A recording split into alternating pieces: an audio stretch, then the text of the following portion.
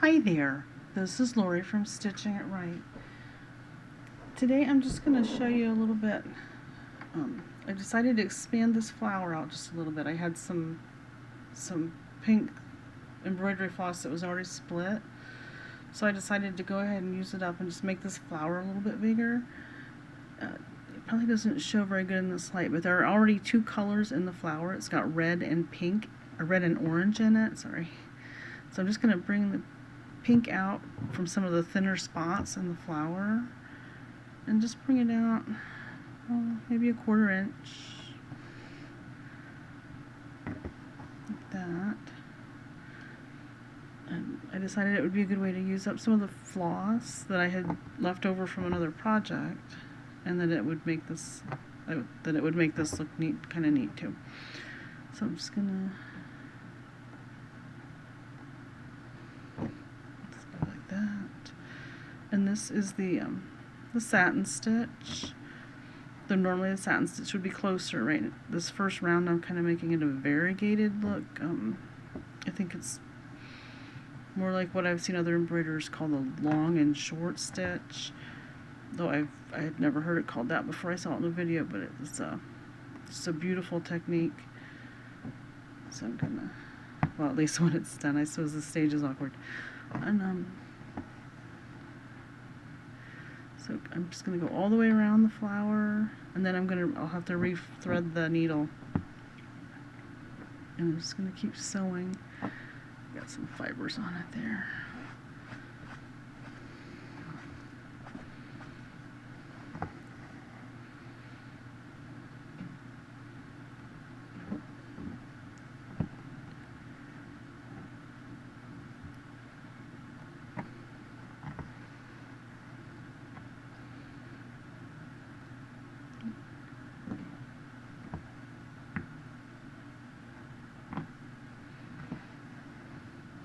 And as you can see, I'm not trying to make this perfect. I'm trying to give it a kind of just a wild, scattered look, because wildflowers that grow in nature are not always completely predictable or not always perfectly symmetrical.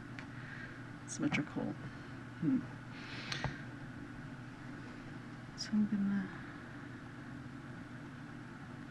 kind of deeper.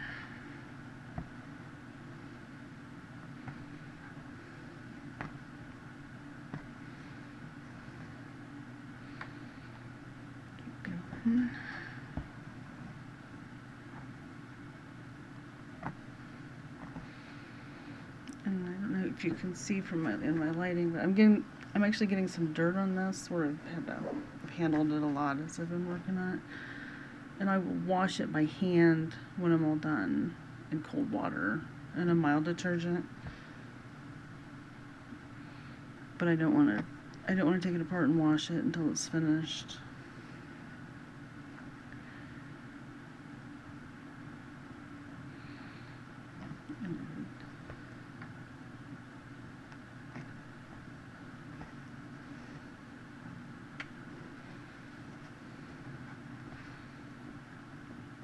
But you can, if it was a permanent stain, I think I showed, this was, this was to cover a stain, to show you how to cover a stain. If you had a permanent stain that wasn't going to wash out, you can cover it with embroidery, and it looks like it's meant to be there. So we'll just keep going.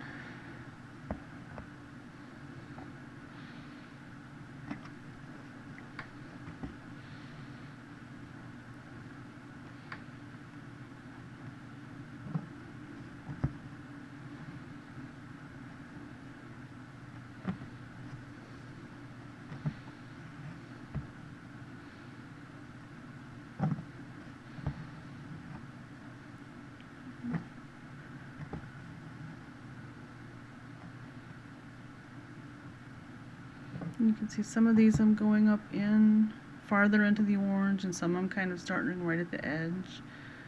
It doesn't really matter. It's really the ones that I start deeper in. It's just that I'm hiding a little bit of fabric, or where the embroidery floss didn't cover, because I just think it looks better if you get the background completely covered.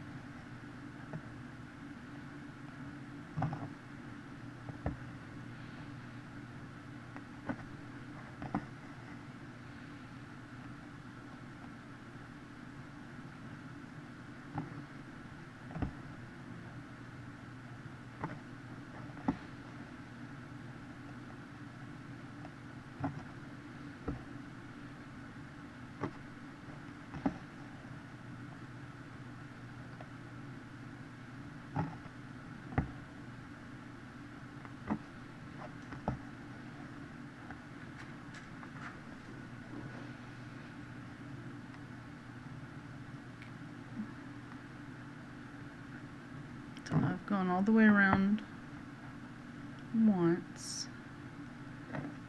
I'm going to start filling in, making the stitches a little tighter as I come around this time.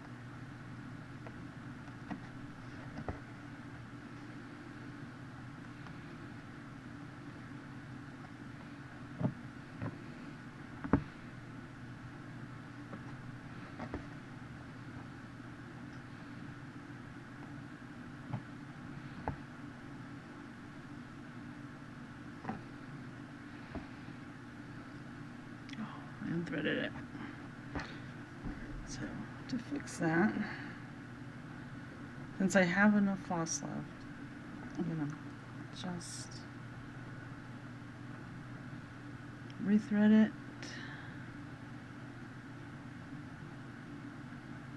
Maybe. And I'm gonna go ahead and anchor it since my floss is getting short. With just a couple tiny stitches on the back.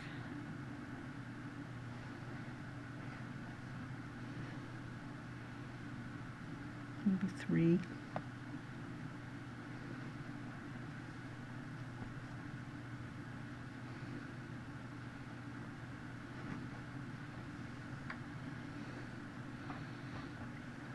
Now I'm going to go ahead and switch to a slightly darker shade of pink. It's not much darker, just a touch,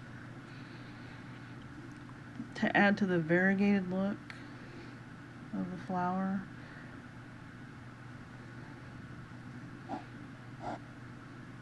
It's not a very long piece. It probably won't last me very long. But like I said, I'm just trying to use up some floss. Let me come back in here that I left over from other projects. And the lighter one actually was a variegated floss anyway. It's just really light in its color shifts.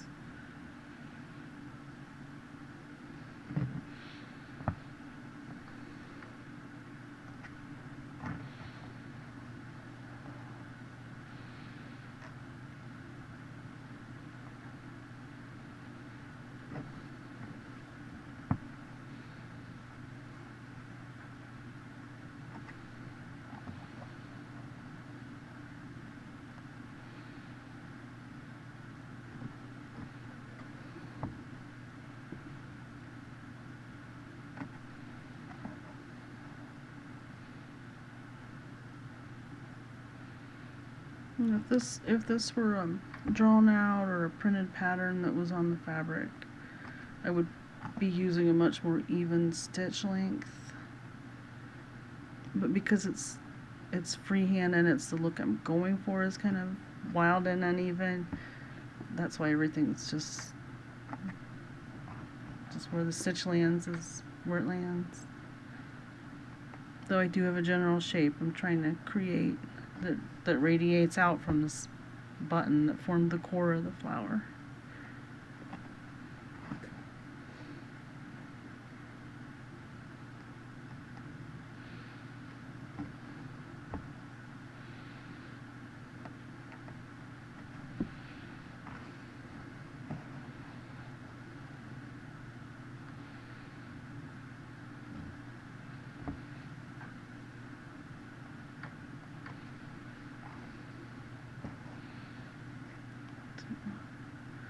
I actually probably am going to keep just doing the same thing over and over, and maybe I'll go off camera, but I just wanted to just sort of show you that I was making the flower bigger, and it's just well, if you enjoy doing this, it's just really relaxing. So if you haven't tried it yet, I really encourage you to try it. If you want to learn more about hand embroidery or any type of sewing, please subscribe to the channel and visit my website. It's linked up in the top corner of the header here on YouTube. And thank you so much for watching, and I'll be back soon to show you some more sewing techniques. If you have any questions, please leave them in the comments, and I'd be glad to show any different technique that you need to know for any project you're working on. That's what. But anyway, thanks again for watching, and I'll see you next time. Happy sewing.